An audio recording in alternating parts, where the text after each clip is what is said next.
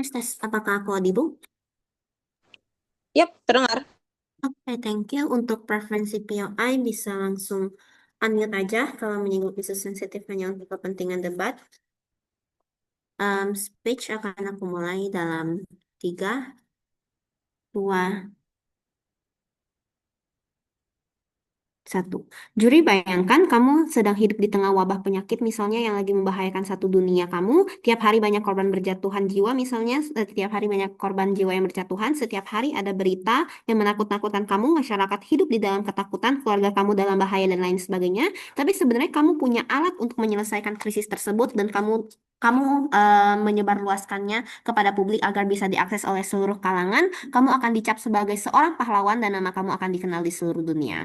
Tapi dalam krisis ini pun sebenarnya perputaran ekonomi juga sedang tidak baik-baik saja. Ketika, ya, karena misalnya aktivitas mereka terbatas, jam keluar dibatasi, ada lockdown dan lain sebagainya, yang pada akhirnya membuat perputaran ekonomi itu stagnan dan atau stuck. Berarti kalau misalnya oposisi mau membawa argumen mengenai pemenuhan kebutuhan pragmatis ilmuwan, maka mereka harus menjelaskan kenapa jika mereka mematokkan harga kepada teknologi tersebut, orang-orang masih mau beli. Tapi dua penggambaran dalam perdebatan ini. Pertama, bagaimana kepentingan ilmuwan yang berhasil menciptakan teknologi? Tiga hal. Satu, mereka membentuk suatu teknologi tersebut karena mereka tahu teknologi yang mereka buat bisa berguna bagi banyak orang, makanya ada tendensi mereka untuk misalnya membentuk inovasi tersebut. Tapi yang kedua, mereka ingin misalnya ada teknologi yang mereka hasilkan supaya yang bisa berhasil dan digunakan oleh banyak pihak sebagai bukti bahwa oh mereka adalah ilmuwan yang berhasil, mereka adalah ilmuwan yang misalnya bisa berguna bagi masyarakat. Tapi yang ketiga, mereka juga mau misalnya nama mereka dikenal supaya lebih mudah untuk mempublikasikan hasil-hasil penelitian mereka yang berikutnya atau yang lain, karena semakin terkenal mereka akan semakin mudah mendapatkan sponsor dan juga project untuk misalnya mereka kerjakan dan lain sebagainya. Tapi dua beban pembuktian sebagai pro. Satu, kenapa pada akhirnya sangat urgent untuk bisa mempublikasikan ini dan tidak bisa untuk menunggu lebih lama lagi. Tapi yang kedua, bagaimana ini akan memberikan ketenaran bagi ilmuwan sebagai kepentingan sang ilmuwan itu juga. Masuk ke dalam isu pertama, kenapa ini akan membantu banyak sekali orang dalam sensitivitas waktu. Momen ketika kamu sudah membentuk teknologi yang sebenarnya bisa menyelamatkan peradaban dari krisis tanpa misalnya harus memperibet dengan misalnya perizinan-perizinan hak paten supaya kita membeli keilmuan tersebut atau bagaimana harus menggelontorkan duitnya hanya untuk mendapatkan teknologi tersebut dan lain sebagainya. Masalahnya adalah ini sedang krisis global. Artinya apa? Seperti konteks tadi, perputaran ekonomi sedang tidak biasanya, banyak aktivitas ekonomi yang tersendat karena krisis ini misalnya, ini termanifestasi seperti pada zaman COVID-19 misalnya, di mana perekonomian lumpuh, masyarakat hidup dalam ketakutan, setiap hari ada berita isinya korban jiwa yang berjatuhan puluhan ribu dan lain-lain. Akan sangat memakan waktu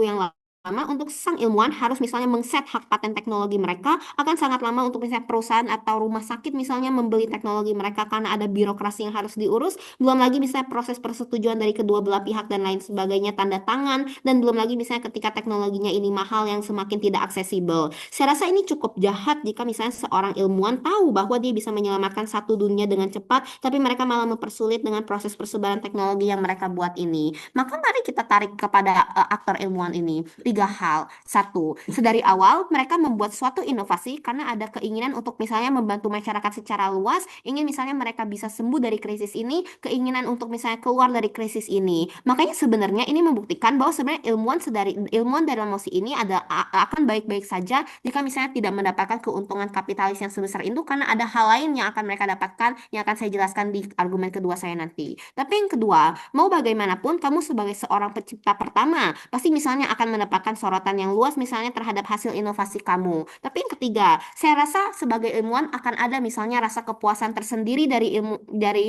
inovasi yang sudah kamu bentuk jika misalnya bisa membantu masyarakat secara luas, membantu misalnya mereka keluar dari krisis dan lain sebagainya, ada misalnya rasa kepuasan terhadap inovasi yang kamu buat, ada rasa bangga. Tapi bandingkan misalnya jika kamu gagal untuk menyelamatkan, ada rasa penyesalan karena kamu merasa bertanggung jawab atas misalnya krisis ini, sebenarnya kamu memiliki inovasinya tapi malah kamu persulit dan lain sebagainya. Ada rasa penyesalan yang akan timbul. Makanya apa? Makanya lebih baik misalnya dipublikasikan karena misalnya ini bisa membantu banyak orang, bisa misalnya dengan mudah diakses dan lain sebagainya. Tapi masuk ke dalam isu kedua. Sebenarnya bagaimana ini juga akan memberikan ketenaran bagi ilmuwan. Tapi sebelum itu apakah ada interupsi?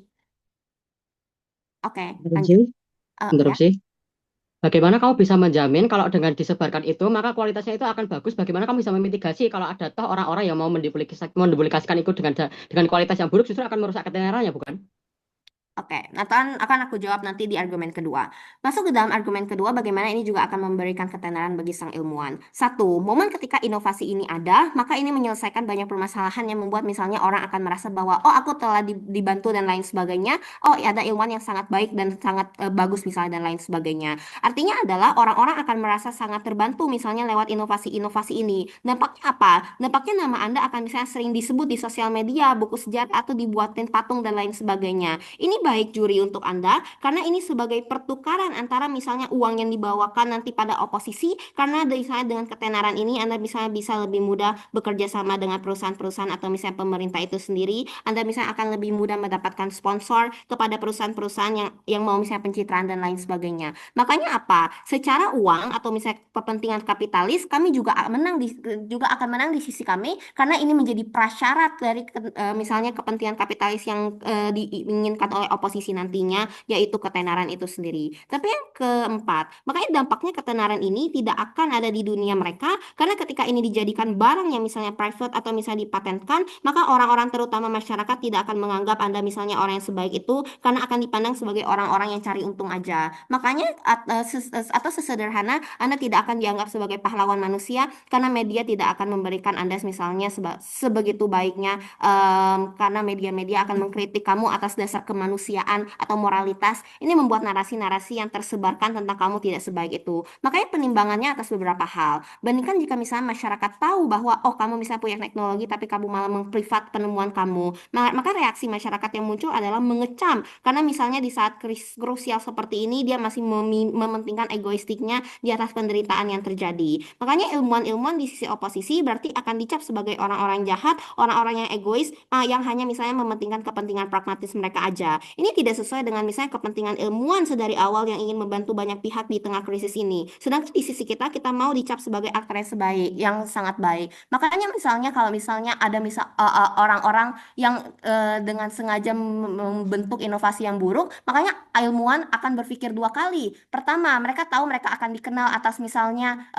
inovasi yang mereka buat, makanya mereka tidak akan seirasional itu bikin vaksin yang buruk misalnya atau inovasi yang buruk. Tapi yang kedua, ada rasionalitas dari sang ilmuwan untuk misal ya bangga. Ups. Oke, terima kasih untuk pembicara pertama dari Sipro. Selanjutnya merespon mau ngambil pembicara pertama dari Ophear. Untuk preferensi BOI bisa raise hand aja atau via komen chat juga nggak apa-apa. Aku akan memulai pidato aku dalam 3, 2, 1. Respon untuk ketakutan proposisi. Mereka berkata, oh kalau ilmuwan jual mahal sama aja nggak ada yang beli karena ekonomi juga lagi stuck dan sebagainya. Tapi gini, bahkan dalam kasus terburuk, kalau ilmuwan mencoba mematok harga sangat mahal atau menolak menjual lisensi, itu nggak otomatis membuat solusi di sisi mereka menjadi pilihan terbaik. Kenapa? Satu, di sisi kami, pemerintah tuh masih dapat melakukan negosiasi keilmuan itu. Masih ada negara-negara maju, negara-negara raksasa yang punya uang sebanyak itu buat beli. Tapi pun buat negara yang nggak punya uang. Dua, ada organisasi internasional yang dapat kasih subsidi atau membeli lisensi secara korektif atau patungan sama anggotanya. Tiga, negara juga dapat menggunakan mekanisme kayak contohnya pembelian hak paten dalam keadaan darurat. Artinya pun masih banyak cara agar teknologi tersebut tersebar luas tanpa harus menghilangkan seluruh kontrol atas teknologi yang udah kamu ciptakan. Tapi oke, yang kedua kalau ketika mereka berkata, oh nanti kamu nggak akan dianggap pahlawan nama masyarakat, kamu akan dianggap aktor kapitalis dan lain sebagainya. A minus enggak. Kamu bakal tetap dianggap pahlawan kok. Kenapa? Karena kamu adalah aktor pertama yang ciptain itu, kamu aktor pertama yang meneliti dan pada akhirnya berhasil pada akhirnya. Artinya buktinya apa? Buktinya bahkan pencipta vaksin itu gak dicaci maki sekarang kan, padahal udah dikapitalisasi itu resep vaksin pun jika kamu gak dianggap pahlawan. Tapi aksi kamu mau jual ciptaanmu ke organisasi pun, kau bakal tetap dianggap pahlawan karena udah mau kasih kesempatan mereka buat pakai teknologi itu. Tapi oke, ini adalah musik aktor sehingga pada akhirnya tim oposisi akan menang ketika kita membuktikan dua hal. Satu, kenapa menjadikannya barang publik itu akan merugikan aktor. Dan dua, kenapa dengan sisi kami justru akan jauh lebih baik dalam memenuhi interest aktor. Beberapa kontekstualisasi. Satu, gimana teknologi ini? Teknologi ini adalah teknologi mutakhir yang sangat kompleks. Bukan sekadar produk jadi yang bisa langsung dipakai. Teknologi ini A, membutuhkan pengetahuan teknis tinggi untuk dipahami ataupun dimodifikasi. B. Memerlukan infrastruktur, bahan baku, ataupun tenaga ahli untuk pada akhirnya bisa mengimplementasikannya. C. Memiliki dual use, artinya teknologi yang sama dapat digunakan untuk tujuan baik maupun tujuan yang berbahaya. D. Membutuhkan pembaruan ataupun perbaikan secara konstan ataupun pengawasan untuk pada akhirnya bisa menjaganya tetap efektif. 2. Apa yang sebenarnya ilmuwan mau? A. Mereka mau memastikan teknologinya benar-benar bisa menyelesaikan krisis global. B. Menjaga integritas ilmiah mereka agar teknologi itu nggak dimodifikasi menjadi sesuatu yang merugikan. C. Memastikan inovasi ini dapat terus dikembangkan secara bertanggung jawab. Atau D. Dia juga mau uang untuk bisa bertahan hidup dan modal untuk melanjutkan penelitian selanjutnya. Tapi bagaimana mekanisme di sisi kami? Di sisi kami, bukannya ilmuwan gatekeep atas teknologi itu, bukan artinya ilmuwan nggak mau ngasih teknologi ke siapa-siapa. Satu, di sisi kami, ilmuwan masih memegang hak atas teknologinya. Tapi dua, ilmuwan juga bisa kok ngebuat lisensi non-eksklusif yang bersifat kolaboratif kepada contohnya apa? Pemerintah, lembaga internasional, misalnya WHO atau United Nations dan lain sebagainya. Tiga, pihak yang menerima lisensi ini boleh menggunakan teknologi untuk menyelesaikan krisis, tetapi nggak boleh nyebarin blueprint atau memodifikasi teknologi tanpa persetujuan ilmuwan itu. Empat, ilmuwan juga bisa menyediakan transfer teknologi, kayak contohnya apa? Pelatihan, maintenance, dan pembaruan kepada seluruh pemegang lisensi. Lima, jika ada penyalahgunaan ataupun pelanggaran standar, lisensi juga dapat dicabut ataupun aksesnya dihentikan. Tapi masuk ke argumen saya, A1, kenapa membukanya menjadi open resource nggak bakal memenuhi interest aktor?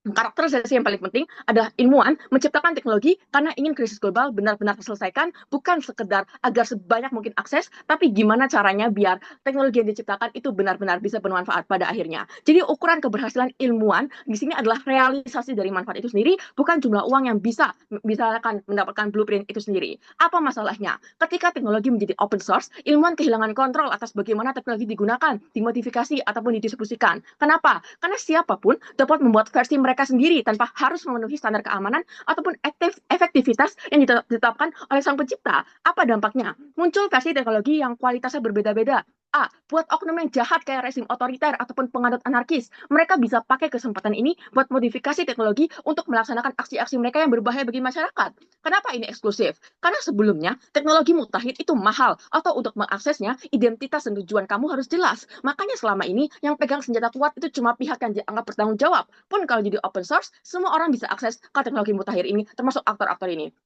B. Buat masyarakat rentan. Pemerintah dari negara berkembang itu jelas gak punya uang. Oke, di sisi kamu, mungkin kamu bisa kasih mereka akses ke cara merakit teknologi ini, misalnya cara meramu dan sebagainya. Tapi pada akhirnya, ini gak datang dengan subsidi pembiayaan perakitan, ataupun ilmuwan-ilmuwan yang paham cara merakit teknologi ini. Justru yang terjadi adalah ketidaksesuaian penggunaan, baik karena efisiensi biaya, ataupun kurangnya pengetahuan untuk pengembangan teknologi itu sendiri. Kenapa ini eksklusif? Karena atensi terhadap isu yang bisa diselesaikan dengan teknologi ini akan dianggap selesai. Karena, oh, kan udah ada blueprint yang disebarin. Oh, ini kan udah jadi barang publik dan sebagainya, sehingga insentif pihak lain buat membantu aktor rentan di sisi kamu justru turun. Apa komparasi? Apa yang pada menjadi dampaknya? A. Adopsi teknologi yang melambat. Atau B. Ini juga buruk bagi image kamu sebagai ilmuwan, karena namamu itu akan terikat dengan ciptaanmu. Artinya, walaupun akses meningkat, outcome yang dihasilkan justru nggak maksimal, sehingga pada akhirnya malah merugikan kamu. Makanya, melalui lisensi dan pengawasan, ilmuwan memastikan setiap implementasi memenuhi standar kualitas. Teknologi tetap digunakan secara luas, tapi dalam bentuk yang benar-benar efektif dan aman. Kenapa ini likely? Satu, hanya ada satu versi resmi. Ilmuwan tetap menjadi pihak yang mengembangkan dan merilis pembaruan, artinya semua pengguna itu mengacu pada standar yang sama, sehingga kualitas implementasi itu konsisten. Dua, ada proses seleksi penerima lisensi. Pemerintah, perusahaan, ataupun institusi yang menerima lisensi harus memenuhi syarat teknis dan keamanan, dan juga merupakan organisasi netral misalnya yang memihak ke kepentingan umat manusia. Mereka juga menerima pelatihan dan panduan implementasi, sehingga kesalahan penggunaan juga jauh lebih kecil. Tiga, ada maintenance dan update terpusat. Artinya jika ada kelemahan atau bug misalnya, ilmuwan dapat memperbaikinya dan lain sebagainya. Tapi empat, ada juga akuntabilitas karena penggunaannya dilakukan melalui lisensi. Artinya jika ada pihak yang melanggar standar, lisensinya dapat dicabut. Setidaknya mekanisme ini ngasih insentif bagi pengguna untuk tetap mengikuti prosedur yang ditetapkan. Lalu apa dampaknya? Sedangkan di sisi kita, lebih banyak negara yang berhasil menerapkan teknologi dengan benar, sehingga krisis lebih mungkin terselesaikan secara efisien. Tapi A2, kenapa likely di sisi kita kemanfaatan teknologi ini bisa mencapai banyak skop dan pada akhirnya memenuhi interest aktor. Di sisi government, ketika teknologi menjadi open source, siapapun bisa bebas memodifikasi, mengembangkan, bahkan mengkomersialisasikan teknologi tersebut. Artinya karena nggak ada lagi kontrol ataupun kepemilikan eksklusif atas inovasi tersebut, kontribusi ilmuwan pun semakin lama semakin kabur karena banyak pihak membuat versi turunannya. Apa dampaknya? Satu, nama ilmuwan itu semakin nggak melekat pada implementasi teknologi karena publik lebih mengenal versi modifikasi dari perusahaan ataupun ataupun pihak lain. Dua, ilmuwan juga kehilangan sumber pendanaan dari lisensi, sehingga bergantung pada hibah atau donor untuk melanjutkan riset yang pada sisi mereka nggak bisa jamin juga. Tiga, dalam jangka panjang, insentif untuk menciptakan inovasi revolusioner berikutnya menurun. Di sisi oposisi, teknologi tetap dilisensikan secara luas kepada pemerintah dan organisasi internasional. Artinya satu, setiap implementasi tetap mencantumkan pencipta asli. Dua, ilmuwan juga dapat royalti atau biaya lisensi. Tiga, organisasi internasional juga dapat membantu membeli lisensi dan menandai implementasi di negara-negara miskin. Ingat ini krisis global, udah jangka seluruh dunia. Ini isu yang sensitif terhadap HAM, hingga pada ini mustahil diignore sama organisasi internasional. B, lebih murah bagi organisasi internasional untuk beli teknologi ini daripada menanggung dampak krisis di negara-negara lain, maka alasan tersebut bangga. Oke, terima kasih untuk pembicara pertama dari sisi oposisi merespon memanggil pembicara kedua dari pro. Here. Apakah suara aku jelas? Agak kecil, coba didekatin lagi. Tes segini Oke. cukup. Iya, aman. Oke. Wait, kita dulu. Tiga.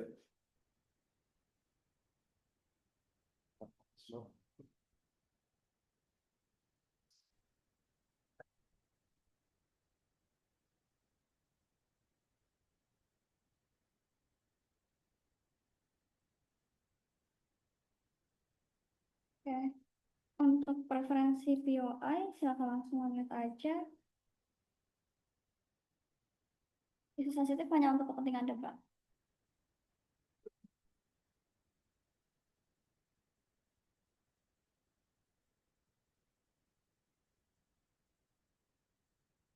Akan memulai pidato saya dalam hitungan 3, 2, 1.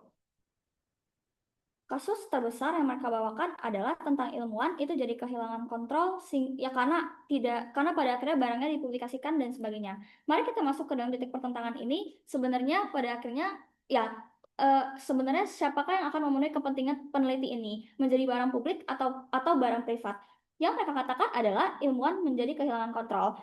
Saya rasa tidak pernah ada penjelasan kenapa pada akhirnya kontrol ini hanya akan ada ketika ada hak paten ini. Sebenarnya seberapa penting hak paten ini bagi ilmuwan dan sebenarnya prosesnya itu akan seperti apa dan kenapa ini sepenting itu. Tapi B, saya katakan kontrol itu tidak sepenuhnya hilang di sisi kita dan ini nggak akan terjadi. Karena ketika ini bentuknya barang publik alias barang yang akan aksesibel kepada seluruh masyarakat secara luas dengan harga yang murah, maka justru saya katakan di sisi kita ada aktor pemerintah yang pada akhirnya punya kapabilitas yang sangat besar ketika ini bentuknya barang publik, karena artinya ini menjadi beban moral pemerintah untuk memastikan kalau semua masyarakat yang mengakses hal ini itu pada akhirnya aman dan sebagainya. Kasus C, kasus mereka tentang akan ada orang-orang yang melanggar standar dan sebagainya, itu tidak akan se-ekstrem itu, karena saya katakan sudah ada bentuk penyimbang di status quo, misalnya ada sanksi dan sebagainya, atau bahkan ketika misalnya ada penyelidikan juga dari pemerintah, ketika ada pelanggaran standar dan sebagainya. Karena di status quo sekarang sudah ketat sanksi-sanksi seperti ini, karena ini berhubungan dengan keamanan masyarakat secara nasional. Tapi kalaupun ada korban, kalaupun ada perusahaan yang melakukan ini, ada yang melanggar standar dan sebagainya, maka saya katakan ini akan dengan mudah disingkirkan. Karena perusahaan-perusahaan seperti ini yang memakan banyak korban masyarakat, yang membuktikan kalau produknya nggak aman dan sebagainya, justru akan diboikot oleh masyarakat. Produknya tidak dibeli karena mereka merasa kalau ini merugikan hidup mereka dari awal, sehingga citra perusahaan tersebut menjadi jelek, tidak akan ada yang mau untuk berinvestasi dan sebagainya, karena mereka dikenal sebagai perusahaan yang tidak kredibel dari awal. Makanya atas alasan tersebut, sebenarnya kasus mereka tentang pada akhirnya akan ada penyelewengan dan sebagainya, itu gak se-ekstrem itu ketika mereka belum pernah menjelaskan kenapa pada akhirnya akan terjadi hal seperti ini dan kenapa mereka punya kapabilitas untuk melakukan hal ini. Penimbangan apa, Juri? Satu, di sisi kita justru ketika bentuknya adalah barang publik, ini akan jauh lebih aman karena pada akhirnya akan ada pengawasan yang jauh lebih ketat dari pemerintah. Pemerintah merasa punya beban moral yang lebih besar karena pada akhirnya ini aksesibel untuk seluruh masyarakat, bukan untuk masyarakat yang mau beli aja, tapi bukan untuk masyarakat kaya aja yang beli dan sebagainya, tapi ini untuk seluruh masyarakat, bahkan termasuk masyarakat aktor rentan dan sebagainya. Tapi masuk ke dalam ekstensi, kenapa menjadikan teknologi tersebut sebagai barang publik akan memenuhi kepentingan ilmuwan tersebut dari awal? Saya katakan sebenarnya ketika misalnya barang-barang ini itu harus dibeli hak patennya, maka ini akan menjadi sangat mahal. Artinya ketika perusahaan ini harus membayar hak paten, mereka akan menaikkan harga yang jauh lebih tinggi, mereka akan menaikkan harga yang jauh lebih tinggi lagi. Karena mereka mau untung, mereka nggak mau rugi, dan saya katakan perusahaan-perusahaan tersebut nggak mau bangkrut. Makanya, justru ini akan membuat masyarakat akar rumput tidak akan bisa mengakses hal tersebut karena pemenuhan ekonomi mereka yang sangat terbatas dan sebagainya. Ini membuat ketika ada krisis kesehatan, ada banyak wabah yang muncul, ribuan orang akan meninggal karena tidak ada aksesibel dan sebagainya. Kalau mereka bilang ada organisasi internasional, ada negara maju dan sebagainya, saya katakan pemerintah itu sifatnya ya utilitarian. Artinya sebenarnya masyarakat akar rumput tidak akan pernah terselamatkan ketika harganya mahal dan sebagainya. Makanya lebih baik di sisi kita. Ketika ini gratis, artinya ini bisa aksesibel untuk bahkan masyarakat akar rumput yang selama ini tidak menjadi prioritas pemerintah. Makanya saya katakan, kalau kita tarik lagi pada Mosi, ini akan merugikan kepentingan ilmuwan tersebut. Karena gini, saya katakan, sebagai ilmuwan, tujuan utama mereka adalah memegang prinsip moralitas untuk meneliti penyakit dan menyelamatkan banyak orang. Ini sudah ditanamkan sejak mereka belajar sejak kuliah, atau doktrin-doktrin misalnya penelitian kamu tidak boleh merugikan masyarakat, kamu harus punya misi mengedepankan peradaban dan sebagainya. Makanya, kalau ada banyak masyarakat aktor rentan yang sengsara, karena kamu gak jadikan barang tersebut sebagai barang publik alias barang yang gratis atau barang yang masih berbayar seperti yang tadi mereka sampaikan, kamu akan merasa kalau kamu adalah aktor yang sangat jahat, karena gak bisa memenuhi misi kamu dihantui rasa menyesal, dan ini membuat kamu tidak bisa memaafkan diri kamu sendiri, dan merasa tidak layak menjadi ilmuwan. Artinya apa, Juri? Ini akan membuat kamu itu merasa tertekan ketika bekerja. Ini membuat kamu tidak lagi cinta sama pekerjaan kamu karena kamu merasa kamu tidak berguna untuk masyarakat. Kamu akan merasa malu untuk membuat inovasi lagi karena kamu merasa kamu orang yang immoral. Ini membuat kamu jadi marah sama diri sendiri, menyebabkan ketidakstabilan secara emosional yang mengganggu tatanan hidup kamu, termasuk dapat membuat hubungan keluarga kamu jadi renggang, hubungan sama teman kerja kamu jadi terganggu karena pikiran kamu kacau. Tapi dua, saya katakan, rasa bersalah kamu sebagai ilmuwan akan semakin berkali-kali lipat meningkat dan memenuhi isi pikiran kamu ketika selama ini pemerintah sudah mendukung penuh pekerjaan kamu sebenarnya. Ini terlihat dari gaji para ilmuwan yang cukup tinggi di status quo dan dijamin oleh pemerintah, bantuan-bantuan modal untuk membangun laboratorium, ataupun ketika pemerintah itu sudah mendanai fasilitas untuk kamu meneliti ketika kamu kuliah sains dan sebagainya. Ini membuat kamu semakin mudah untuk menjadi ilmuwan. Makanya, karena bentuk bantuan dari pemerintah yang sangat masif seperti ini, kamu akan mulai berpikir, apakah harusnya aku balas budi ya? Tanpa pemerintah kan aku nggak bisa jadi apa-apa dan sebagainya. Kamu mulai mempertanyakan jati diri kamu, apakah kamu orang yang bermoral atau tidak. Dan saya katakan, ini sangat buruk, karena pikiran kamu akan membentuk pandangan, kalau aku orang yang tidak berterima kasih, ini membawa dilema bagi kamu menjadi stres dan sebagainya. Tapi tiga, kalau tadi dampak secara pikiran yang membuat dia sengsara, mari kita lihat dengan kacamata yang lebih luas lagi. Ketika masyarakat tahu kamu memprivat barang yang padahal kamu punya kesempatan untuk publikasikan barang tersebut untuk masyarakat akar rumput yang sedari awal tidak punya cukup uang, masyarakat akan mulai berpikir bahwa kamu adalah orang yang sangat egois. Kamu akan distigmatisasi buruk, dicap sebagai nyari untung doang, gak bermoral dan sebagainya. Dan ini membuat kamu merasa tidak tenang karena ya kamu seperti ditolak dalam kehidupan masyarakat dan sebagainya. Ya, di kasus ekstrim ini akan ada demonisasi dari masyarakat karena masyarakat berpikir kalau mereka tidak bisa hidup lagi karena tidak ada vaksin dari kamu dan sebagainya, terutama masyarakat akar rumput yang dari awal tidak punya kebutuhan tidak punya penghasilan ekonomi yang sebesar itu. Tapi empat, kalaupun mereka bilang akan ada keuntungan besar-besaran dari hasil barang privat ini karena perusahaan membayar mahal kamu, ini sama aja bohong dan bahkan nggak penting, Juri. Kenapa? Karena ketika ilmuwan ini sudah merasa bersalah, maka uang jadi nggak penting untuk dia. Karena ketika dia udah merasa bersalah, uang yang ada itu menjadi uang kotor. Dia merasa kalau uang ini adalah uang yang tidak pantas untuk dia, dan dia juga akan merasa bersalah kalau mau gunakan uang itu. Artinya kebahagiaan juga tidak akan pernah terpenuhi di sisi mereka kalau mereka mau bawa tentang ekonomi ilmuwan ini dan sebagainya. Komparasinya apa? Satu, di sisi kita, ketika misalnya barang ini digratiskan, maka ini juga akan aksesibel bagi masyarakat akar rumput. Makanya ini yang kita mau dari awal, karena nggak mungkin kita turunin harga gila-gilaan demi masyarakat akar rumput ini bisa beli, karena ya akan rugi juga dong. Dan nggak akan ada yang mau memenuhi kepentingan masyarakat akar rumput karena jumlah mereka yang sedikit, Juri. Makanya yang kita mau adalah jadikan ini sebagai barang publik supaya aksesibel bagi seluruh masyarakat yang bahkan tidak punya penghasilan ekonomi yang sebesar itu. Dan dua, artinya ketika tarik kepentingan aktor, ini yang akan membuat ilmuwan tersebut bahagia karena mereka bisa membantu menyelamatkan orang-orang dari kalangan manapun. Dan tiga, saya katakan juga, ya ini kan kamu akan dicap sebagai pahlawan, akan ada yang kerjasama sama kamu, bangga.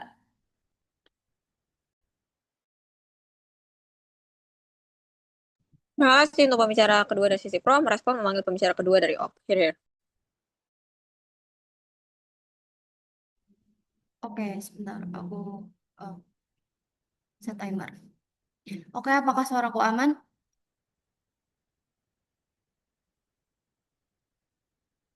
Aman. Oke. Memulai pidato dalam 3, 2, 1. Beberapa klarifikasi dan respon untuk argumen yang datang dari proposisi. Kami rasa ilmuwan itu tidak idealis penuhnya, artinya mereka nggak hanya mementingkan citra dan sebagainya, pengabdian masyarakat dan sebagainya. Pada akhirnya ilmuwan juga tetap butuh apa hasil dari produknya supaya pada akhirnya mereka bisa melanjutkan riset-risetnya. Pada akhirnya ilmuwan juga tidak sepenuhnya mandiri, artinya mereka tetap butuh biaya untuk pada akhirnya riset selanjutnya.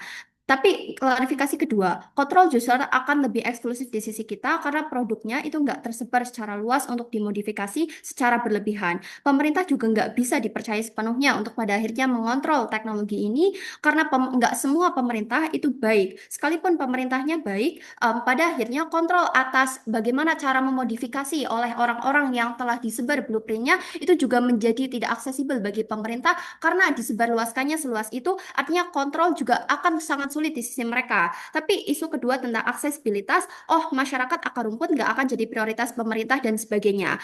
Minus salah. Justru karena mereka adalah masyarakat akar rumput yang sangat rentan, ini yang akan jadi fokus utama pemerintah ketika pemerintah berhasil membeli lisensi dari ilmuwan itu, berhasil membeli produk dari ilmuwan itu, mereka yang akan menjadi prioritas utama karena mereka serentan itu. Sekalipun mereka nggak menjadi prioritas dari pemerintah, mereka ada aktor lain yang bisa menjadi mekanisme pengganti untuk bisa memberikan akses misalnya vaksin kepada mereka seperti organisasi internasional dan sebagainya. Bahkan aksesibilitas itu lebih buruk di sisi kamu karena masyarakat akar rumput tidak bisa untuk membangun teknologi yang sama. Artinya aksesibilitas itu hanya bergantung ketika masyarakat akar rumput bisa menduplikasi secara sama vaksin yang diciptakan oleh ilmuwan tersebut melalui blueprintnya saja, karena pada akhirnya blueprintnya itu yang disebarkan bukan produknya. Tapi respon lain akan terintegrasi dalam argumen saya. Masuk ke isu saya tentang kredibilitas dan karir dari ilmuwan itu sendiri. Apa insentif ilmuwan yang harus dipenuhi? Kami rasa yang harus dipenuhi insentif utamanya adalah mereka harus mempertahankan kualitas dan keamanan teknologi yang diciptakan untuk keberlanjutan karirnya. Masalahnya gimana? Kalau penemuannya menjadi barang publik, ini artinya akan digunakan secara luas. Semua orang bisa memodifikasi, iya sekalipun bisa diakses secara luas, tapi orang bisa memodifikasi semua mereka bisa diduplikasi sesuai kepentingan mereka. Artinya akan sangat sulit kalau menjadi barang publik untuk diawasi penggunaan dan mekanisme duplikasinya. Tapi kenapa pengawasan ini penting? Karena teknologi itu sangat kompleks. Artinya, satu kesalahan akibat kelalaian akan berdampak sangat besar. Sementara ilmuwan lain belum tentu bisa untuk menduplikasi seperti itu. Tapi kelalaian itu akan dikembalikan ke pencetus idenya. Misalnya, pencetus rudal yang sampai saat ini disalahkan atas penemuannya setelah blueprintnya disebarkan. Pun sama kayak di konteks Mosi ini. Misalnya, yang ditemukan adalah teknologi vaksin untuk wabah dan sebagainya, tapi karena setiap orang bisa menduplikasi, artinya ada kemungkinan efektivitas dari vaksinnya juga dipertanyakan karena kualitas yang dibuat orang lain itu bisa sangat berbeda, bahkan memperburuk krisis yang ada karena vaksinnya yang diduplikasi justru memperburuk dan tidak bisa menghasilkan hasil yang maksimal karena ada kesalahan yang dilakukan oleh orang yang menduplikasi. Karena siapapun bisa menduplikasi, artinya orang-orang akan berlomba-lomba membuat produk yang sama untuk mendapatkan keuntungan yang banyak. Seperti apa caranya? Satu, mereka bisa menghilangkan standar keamanan. Dua, mereka bisa membuat lebih murah, tetapi pada akhirnya menghilangkan keamanan daripada produk itu sendiri. Tapi tiga, ini bisa disalahgunakan untuk tujuannya tidak seharusnya.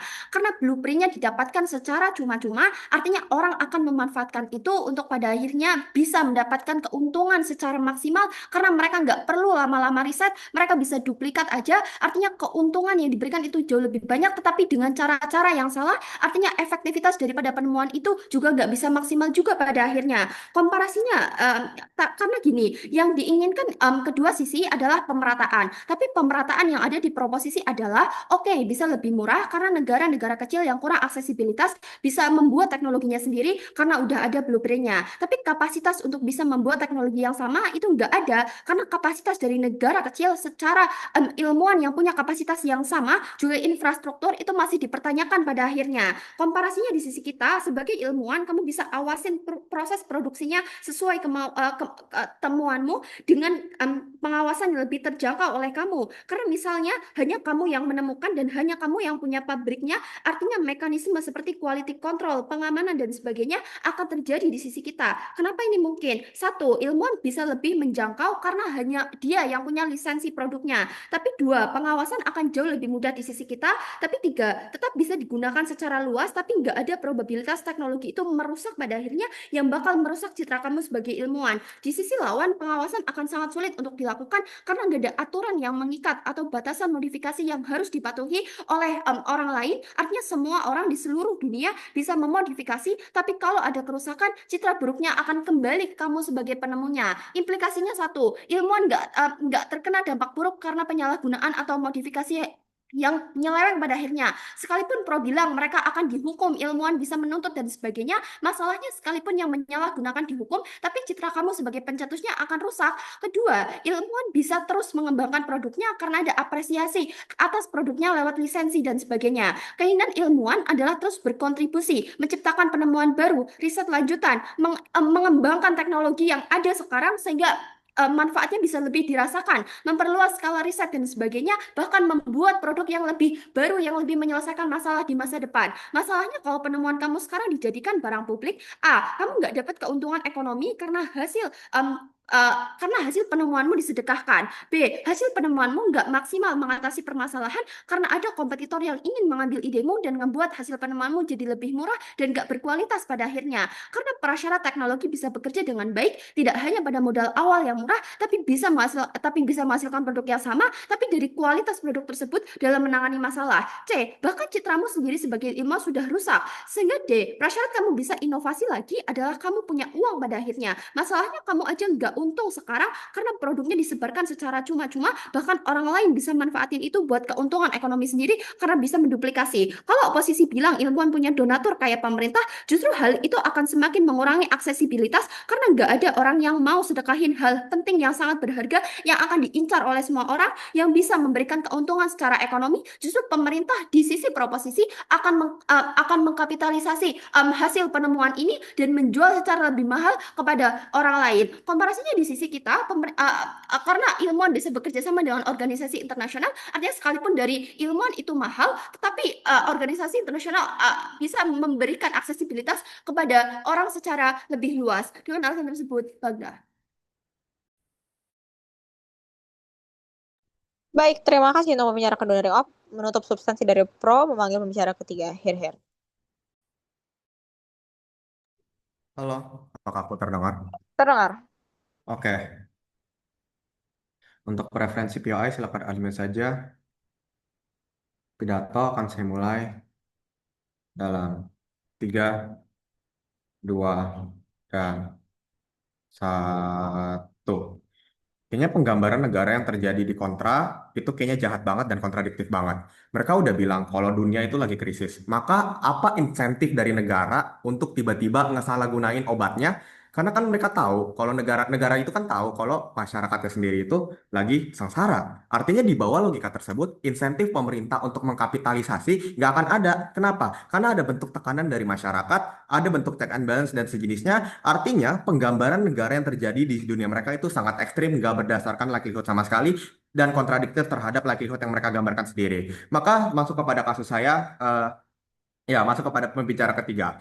Bukti sampai sekarang kita nggak tahu pencipta vaksin COVID itu siapa, tapi kita tahu pencipta pesawat itu siapa, yaitu Wright Brother, membuktikan kenapa barang publik itu membuat ketenaran menjadi eksklusif. Makanya kasus mereka tentang, vaksin COVID, pencipta vaksin COVID sampai sekarang masih dianggap pahlawan dan sejenisnya, itu bohong. Kenapa? Karena kamu aja nggak tahu sekarang kan pencipta vaksin COVID itu siapa. Makanya di kasus kami itu jauh lebih eksklusif. Masuk kepada titik pertentangan pertama tentang kepentingan pragmatisme ilmuwan. Apa yang mereka bawa dalam debat ini? Satu, dia ingin mendapatkan uang untuk inovasi lanjutan. Kedua, mereka mengatakan kalau ingin hidupnya jauh lebih enak dan sejenisnya. Respon, satu, tentang uang untuk inovasi lanjutan ini tetap ada di dunia kita lewat sponsor yang udah kenal nama kita. Ini mungkin mengingat bahwa perusahaan bisa pencitraan lewat sini, artinya pendanaan akan tetap eksis. Saya rasa kontra belum pernah menjelaskan kenapa ini nggak cukup. Kedua, pemerintah akan tetap mengeksklusifkan Anda sebagai ilmuwan atas dasar ingin berhutang budi. Analisisnya sama dengan veteran-veteran yang habis pulang perang tetap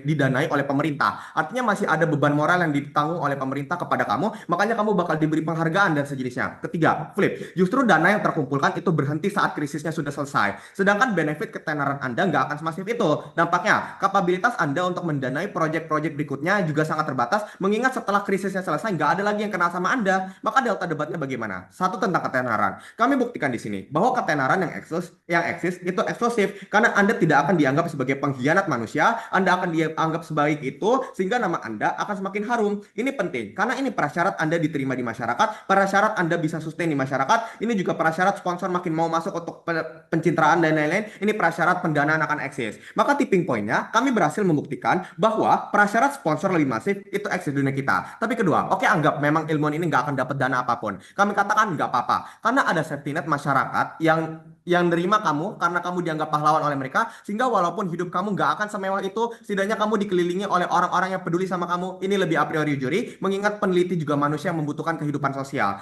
Oke, sekarang masuk kepada titik pertentangan kedua, kebahagiaan atau idealisme sang ilmuwan. Kontra datang dengan mengatakan bahwa kebahagiaan di dunia mereka akan jauh lebih eksis karena peneliti bisa membantu lebih banyak orang lewat penelitian berikutnya yang misalnya lewat inovasi dan sejenisnya. Terus kedua mereka mengatakan oke, ada standarisasi barang biar nggak disalahgunakan dan sejenisnya. Respon, satu, pertanyaan terbesar di sisi oposisi adalah emangnya krisis itu terjadi terus-menerus ya? Emangnya setelah krisis satu selesai, krisis kedua lanjutannya bakal terjadi? Saya rasa enggak deh. Artinya krisis itu sesuatu momentum satu-satunya yang mungkin dialami ilmuwan ini selama hidupnya berlangsung. Gak mungkin satu krisis itu dialami seterus-terusnya. Misalnya dalam 1 tahun krisis, terus tahun berikutnya krisis lagi, tahun berikutnya krisis lagi. Enggak kayak begitu. Artinya apa? Krisis ini satu momentum yang besar yang jarang banget. Maka pertanyaan kedua, kalau emang dia ciptain teknologi atau inovasi baru, pertanyaannya dampaknya bakal sebesar apa? Semasif itukah? Mengingat krisis hampir nggak terjadi 2 kali dalam fase yang berdekatan. Maka ketiga, perbandingannya adalah kerusakan yang terjadi akibat teknologinya tidak aksesibel dibanding manfaat kepada masyarakat melalui inovasi barunya. Dan saya jelaskan di sini dampak inovasi yang nggak aksesibel itu jauh lebih besar. Karena yang namanya krisis butuh penanganan secepat-cepatnya. Karena kalau nggak akan ada orang-orang yang meninggal misalnya dan lain-lain. Walaupun ada inovasi baru di masa depan, tapi benefitnya nggak akan sebesar itu karena urgensinya nggak sebesar krisis ini. Maka keempat, dampak kembali kepada sang ilmuwan. Ketika urgensi krisis itu jauh lebih besar, maka ilmuwan ini akan merasa jauh lebih bersalah karena misalnya orang-orang akan lebih banyak meninggal dan lain-lain. 5, maka dampak pragmatis yang diterima ilmuwan gak akan semasif itu karena uang hasil teknologi ini akan dianggap haram untuk dimakan dan sejenisnya seperti Kalista bilang. Maka keenam, walaupun ada pemerintah, organisasi internasional dan lain-lain, bukan berarti duitnya tak terbatas. Lihat gimana Indonesia ketika distribusi vaksin itu berfase-fase. Kenapa? Karena dana Indonesia itu tidak semasif itu, kemampuan daya beli pemerintah nggak semasif itu. Masalahnya adalah semakin lama proses transfernya, vaksinnya makin baik, semakin lama proses transfer vaksinnya, makin banyak orang meninggal karena COVID dan sejenisnya. Maka deltanya adalah satu, terlepas apakah bakal disalahgunakan atau tidak, setidaknya kamu udah merasa berguna dan ini penting. Tapi kedua, saya akan jelaskan nanti di kelas 3 kenapa pada akhirnya penyalahgunaan akan tidak terjadi di sisi kita. Ada POI? 1, 2, 3. Oke, nggak ada. Sekarang masuk kepada titik pertentangan 3 tentang penyelesaian krisisnya. Kontra bilang, oke, akan ada penyalahgunaan teknologi dan lain-lain, bisa pemantauan kualitas dan lain-lain yang terjadi di dunia mereka. Respon, 1, saya rasa bentuk check and balance di status quo hadir ya. Bahkan di negara-negara otoriter sekalipun. Contohnya, perusahaan medis yang butuh kepercayaan dari masyarakat. Negara otoriter yang juga takut digulingkan dan sejenisnya. Dan ada negara otoriter yang misalnya takut kena sanksi media internasional, takut sanksi negara internasional karena permasalahan hak asasi manusia dan sejenisnya. Ini tetap eksis. Artinya adalah kasus kontra itu ekstrim banget. Ibaratnya semua negara atau perusahaan kalau mau rilis vaksin atau teknologi pasti diriset dulu dong, dites dulu dong ke hewan misalnya dan lain-lain. Masih ada mekanisme check and balance-nya. Tapi telan kasus mereka ada vaksin yang efisien yang jauh lebih murah misalnya dan sejenisnya. Nggak apa-apa kami katakan. Kenapa? Karena satu, ketika produk yang dijual lebih murah dan setidaknya efisiensinya rendah, nggak apa-apa. Karena ini artinya adalah ada bentuk pembantuan terhadap spektrum masyarakat yang jauh lebih kecil, yang jauh lebih rentan. Kalau di dunia mereka, vaksinnya cuma satu untuk satu spektrum, yaitu orang-orang yang kaya aja. Sedangkan di kasus kita, orang-orang yang miskin, nggak apa-apa terima vaksinnya walaupun efisiensinya kecil. Kenapa ini lebih penting? Ini lebih bagus. Kenapa? Karena setidaknya orang-orang yang miskin, orang-orang yang termarginalkan bisa mendapatkan bantuan walaupun efisiensinya sedikit, dan ini lebih baik daripada tidak menerima bantuan sama sekali. Makanya kami berhasil membuktikan di situ. Tapi kayaknya kayaknya bentuk penyalahgunaan sebenarnya eksis di kode sisi deh. Karena kalau ketika kamu patenin, maka orang bisa ubah sedikit variasi teknologinya. Habis itu ya udah bikin paten baru terhadap teknologi tersebut. Lihat gimana vaksin COVID tuh banyak macamnya, nggak satu doang. Artinya apa? Debatnya bukan di penyalahgunaan, karena sebenarnya ini simetris di kedua sisi. Maka debatnya adalah bagaimana aksesibilitas. Deltanya itu ada di aksesibilitas. Dan kami berhasil menjelaskan kepada Dewan Juri sekalian bahwa penyelesaian krisis satu-satunya matriks yang bisa diselesaikan adalah melalui aksesibilitas, dan kami juga berhasil membuktikan bagaimana check and balance akan tetap eksis di dunia kita. Maka atas 3 titik pertentangan tersebut kami menang, bangga. Oke, terima kasih untuk pembicara ketiga dari sisi pro. Menutup substansi op, memanggil pembicara ketiga op. Shenhar. Apakah suara kau audible? Terdengar. Eh, ya mungkin kayaknya nggak akan ada isu sensitif, tapi ya kalau preferensi PAI nanti angkat tangan aja atau ya unmute nggak apa-apa.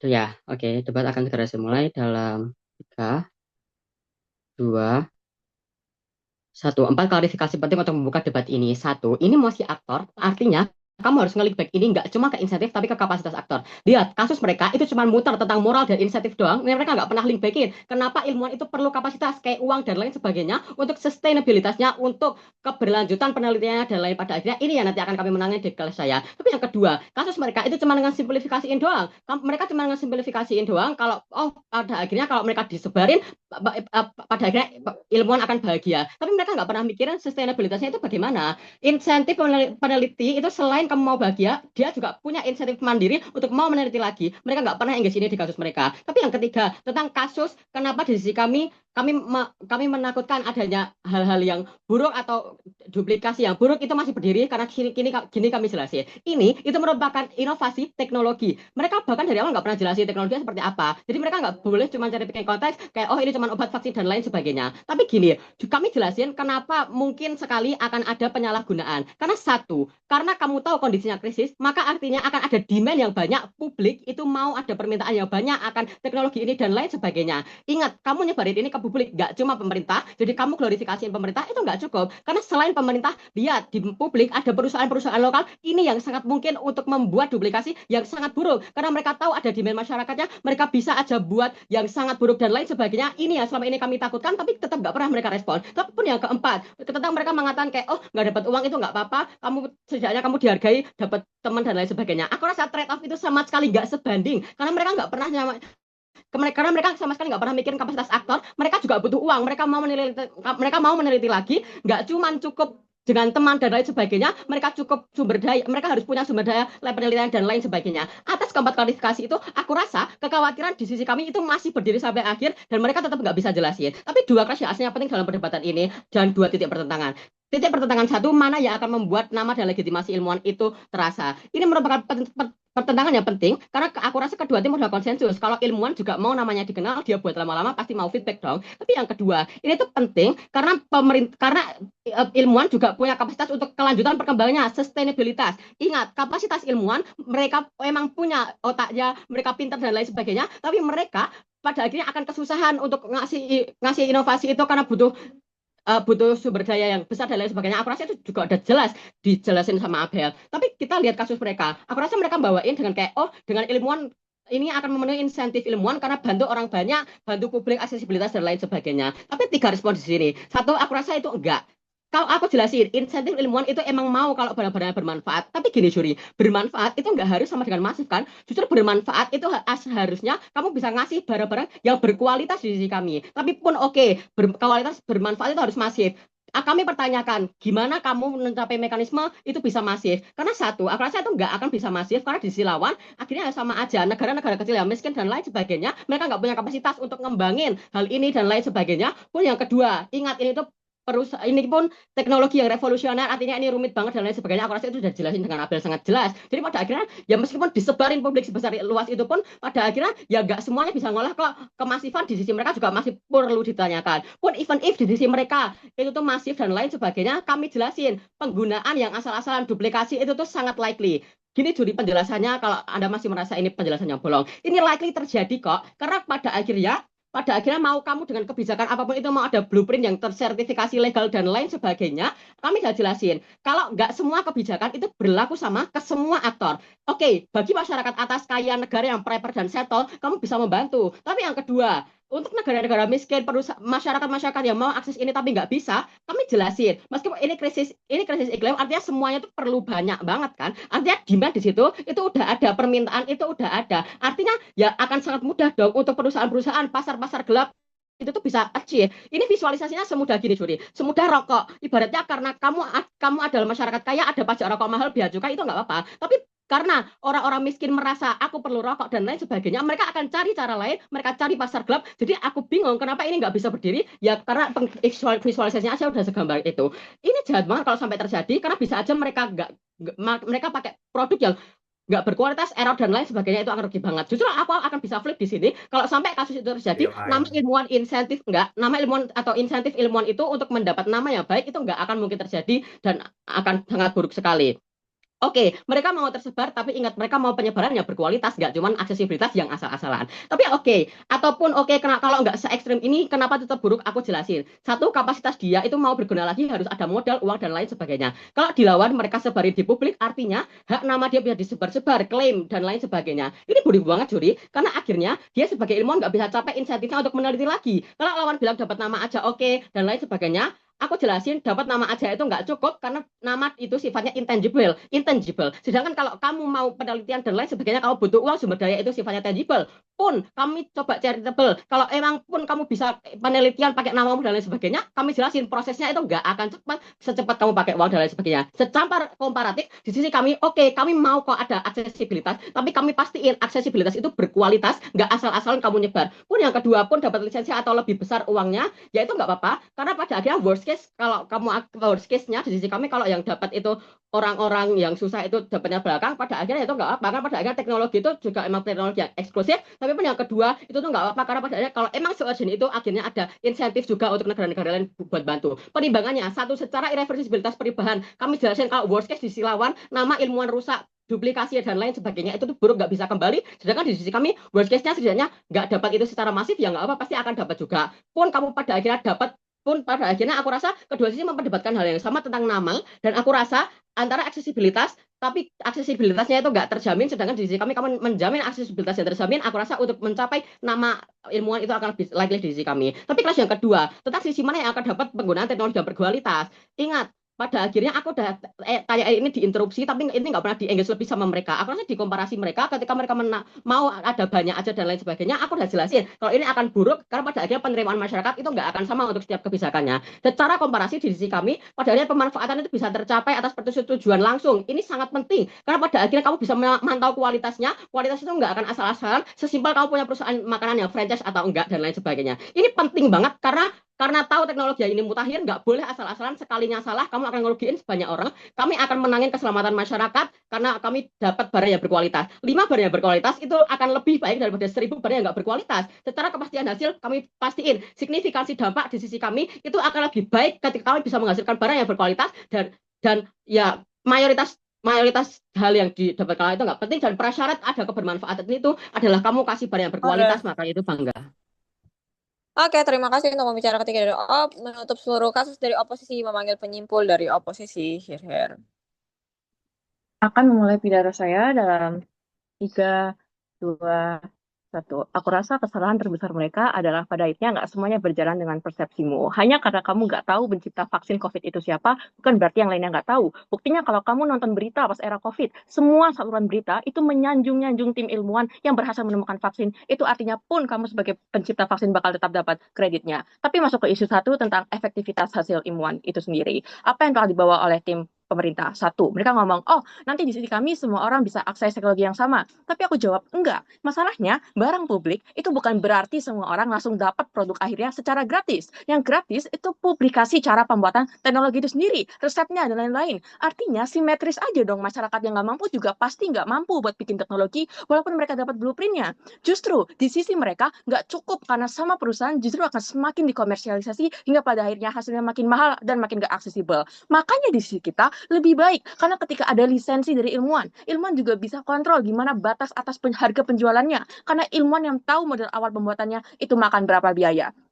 Dua, pun mereka juga nggak ada proses dan likelihood-nya. Kenapa? Kalau blueprint-nya gratis, otomatis semuanya langsung dapat hasil akhirnya. Oke, kalau mereka interaksi dengan, oh nggak apa-apa kalau diduplikasi dengan efisiensi lebih kecil, setidaknya lebih murah dan aksesibel. Ini juga ada di sisi kami dong. Kan pemerintah juga bisa beli lisensi, terus disesuaikan dengan kapabilitas negara mereka untuk seperluasin itu. Justru lebih aman di sisi kami, karena tetap ada pengawasan dari ilmuwan buat mastiin modifikasi apapun itu udah tetap sesuai dengan standar. Tiga, pun kalau mereka bilang, oh krisis itu cuma sekali aja, gak bakal terus-menerus ada. Jadinya nggak perlu inovasi masa depan dan sebagainya. Gini, bahkan krisis COVID itu butuh banyak inovasi baru, butuh tipe vaksin yang terus diupdate tiap tahunnya. Ini bukti, kalaupun krisisnya cuma satu, tapi ini krisis global, yang dimana lingkup permasalahannya itu besar banget. Pun kalau krisisnya cuma satu, ya berarti ilmuwan di sisi kamu dipaksa berpuas diri gitu dengan namanya cuma di satu project gitu doang. Sebagai ilmuwan, kamu pastinya punya keinginan secara inherent buat lanjutin karir kamu, buat lanjutin penelitian kamu, buat pada daerah berkontribusi secara terus-menerus. Bandingkan dengan sisi oposisi. Satu,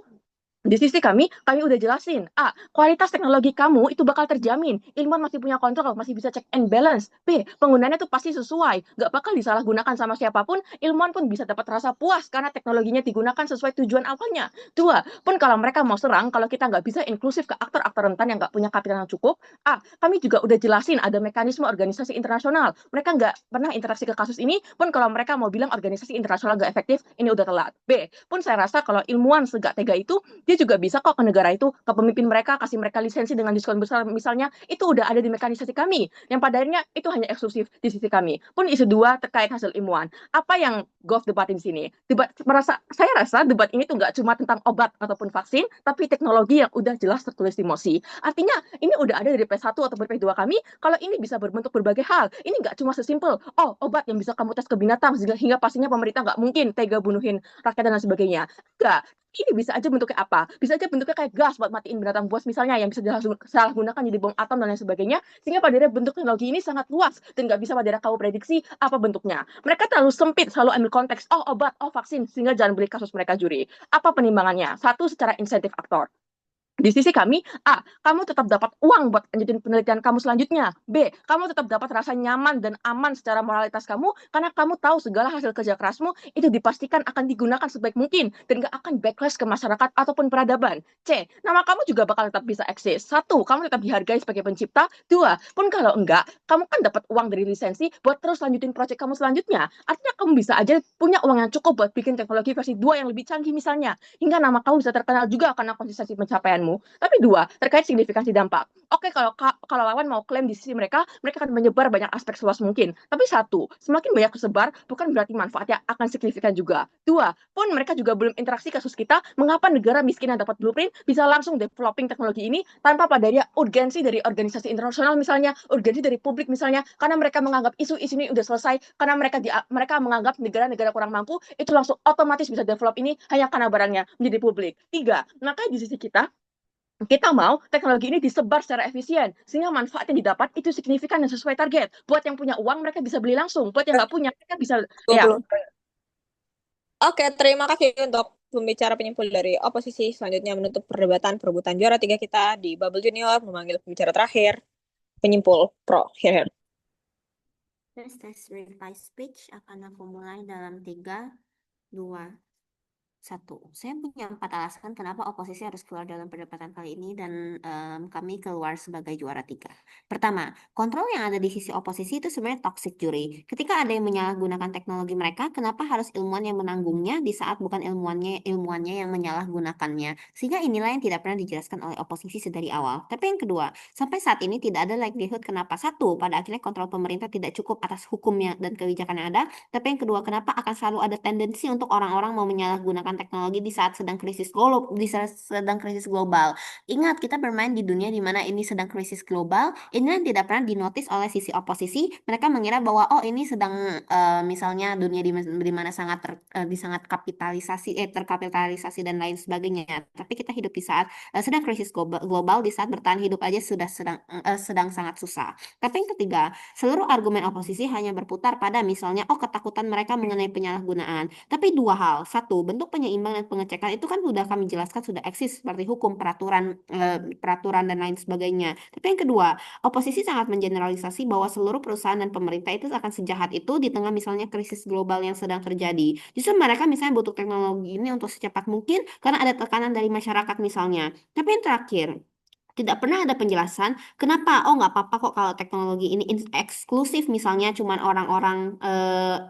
hanya orang-orang kaya doang yang bisa mengakses teknologi ini. Inilah yang tidak pernah dijelaskan di sisi oposisi. Makanya atas penimbangan tersebut, penjelasan tersebut oposisi kalah. Tapi dua titik pertentangan yang terjadi. Pertama mengenai kepentingan aktor, tapi yang kedua mengenai dampak yang ditimbulkan dari teknologi tersebut. Masuk ke dalam clash pertama. Oposisi datang membawakan argumen mengenai adanya kepentingan pragmatis untuk misalnya melanjutkan inovasi-inovasinya, makanya mereka butuh uangnya buat masuk ke mereka.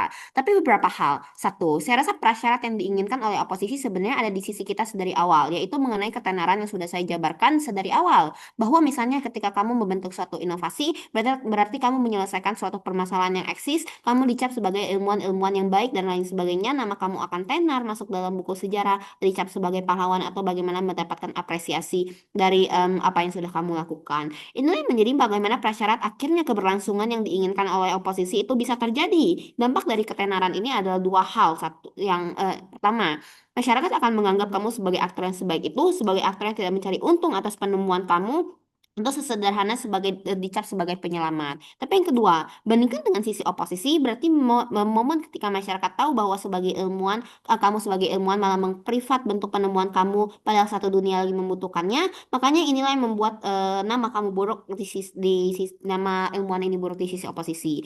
Memang secara ekonomi mungkin di sisi mereka akan mendapatkan keuntungan dari bentuk-bentuk penjualan teknologi ini. Tapi hal yang harus disadari adalah keuntungan ini hanya sementara seperti yang Owen bilang. Karena tidak akan ada sponsor-sponsor yang masuk ke kamu setelah krisisnya selesai. Karena orang-orang tidak akan membeli teknologi kamu setelah krisisnya selesai. Pun juga kamu tidak akan mendapatkan sponsor karena sudah dicap sebagai aktor yang jahat dan egois atas penemuannya. Tapi masuk ke dalam titik pertentangan yang kedua mengenai dampak. Oposisi datang membawakan satu mengenai penyalahgunaan teknologi, tapi yang kedua mengenai aksesibilitas bagi masyarakat. Maka saya rasa kasus mereka tentang misalnya penyalahgunaan teknologi dan bahkan pasar gelap itu eksis, saya rasa sangat ekstrim juri. Saya rasa kalau misalnya hal-hal ilegal ini seperti ini terjadi, kita bisa asumsikan kok kalau misalnya pemerintah punya kapabilitas untuk misalnya menangani hal-hal ini karena ini bentuknya sudah sangat ekstrim, karena ini adalah beban moral mereka, karena sedari awal mereka juga tidak pernah menjelaskan kenapa pada akhirnya tiba-tiba semua pasar gelap di sisi mereka hilang. Justru misalnya karena ada pada akhirnya ini tidak aksesibel sisi kami, akan lebih memungkinkan pasar gelap di sisi mereka,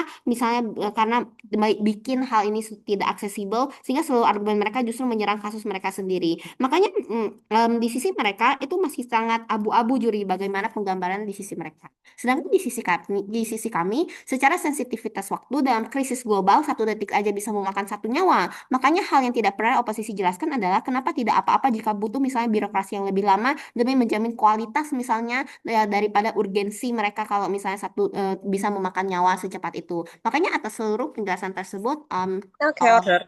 menang. Terima kasih untuk kedua tim sudah berdebat dengan sangat baik di perebutan juara 3. Ya, teman-teman bisa kembali ke main room menunggu beristirahat juga. Untuk para juri-juri panel bisa ke ruangan delip.